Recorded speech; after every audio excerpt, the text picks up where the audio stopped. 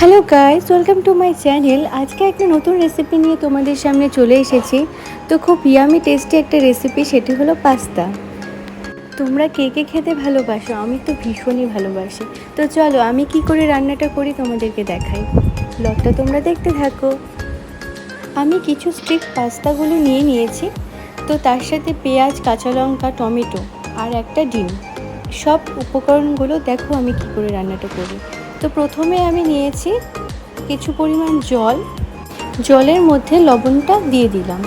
এরপরে তেল একটু সামান্য দেব, যাতে পাস্তাগুলো একটার সাথে একটা লেগে না যায়। তো আমি এখানে ম্যাগি মশলা নিয়েছি, পাস্তা মশলাও নিয়েছি। তো দেখো আমি রান্নাটা করছি। পাস্তাগুলোকে মাঝখান থেকে একটু ভেঙে নেব, যেহেতু অনেকটা লম্বা দেখতে, তো সেই জন্য হাফ করে ভেঙে নিলাম। জলের মধ্যে পাস্তাগুলো দিয়ে দিলাম।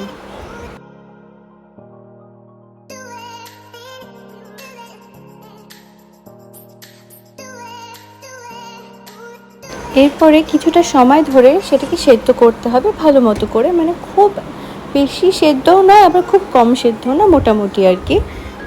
পাস্তা সেদ্ধ হয়ে গেছে, এখন জল ঝরিয়ে নেব। পাস্তার জল ঝরিয়ে নিয়েছি। এখন যে সবজিগুলো ছিল সেগুলো সুন্দর করে কেটে নেব। আমার সবজিগুলো কাটা হয়ে গেছে।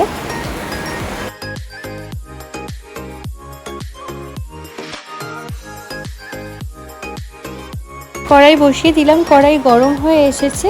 এখন তেল দিয়ে দেব। এখন ডিম ভেজে নেব। সামান্য পরিমাণে নুন দিয়ে ভালো করে নাড়াচাড়া দিয়ে নেব, যেহেতু পাস্তাতে দেওয়া হবে। ডিমগুলোকে ঝুরি ঝুরি না করলে ভালো লাগবে না, তো ভালো করে নাড়াচাড়া দিয়ে ডিমগুলোকে ঝুরি ঝুরি করে নিলাম। হয়ে গেছে, এবার নামিয়ে নেব। এবার সামান্য পরিমাণে কড়াইতে তেল অ্যাড করব।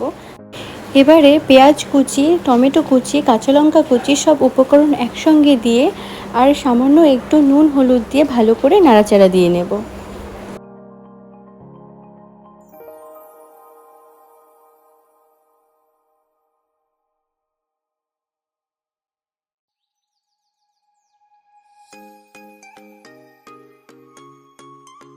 একটু ভাজা ভাজা হলে আমরা পাস্তা অ্যাড করব। তো তোমরা ব্লগটা দেখতে থাকো।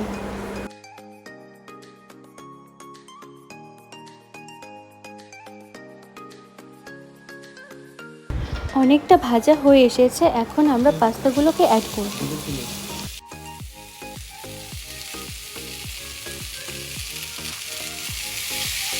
ভালো করে নাড়াচাড়া দিয়ে মিশিয়ে নেব।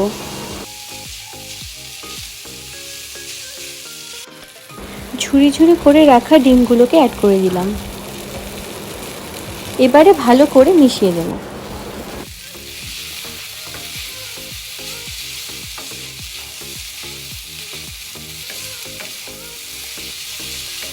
একটু সময় ধরে ফ্রাই করে মশলাগুলোকে অ্যাড করব। ফ্রাই হয়ে গেছে, এখন মশলাগুলো অ্যাড করব। পাস্তা মশলা, ম্যাগি মশলা।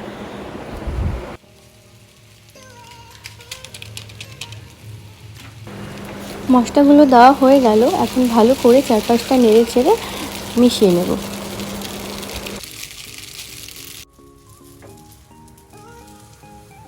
আমাদের পাস্তা রেডি হয়ে গেছে।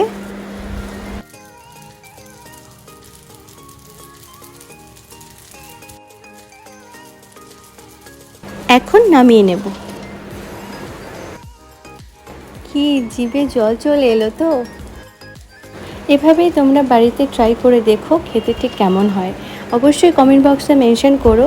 আর আমার ভিডিওটি যদি ভালো লেগে থাকে অবশ্যই আমার চ্যানেলটিকে সাবস্ক্রাইব করো, আর পাশে থাকা বেল আইকনটি প্রেস করে দিও, যাতে নতুন নতুন ভিডিওগুলো আসতে তোমরা খুব তাড়াতাড়ি দেখতে পাও। আজকের মতো ভিডিওটি এখানেই স্টপ করছি। ভালো থেকো, সুস্থ থেকো, টাটা।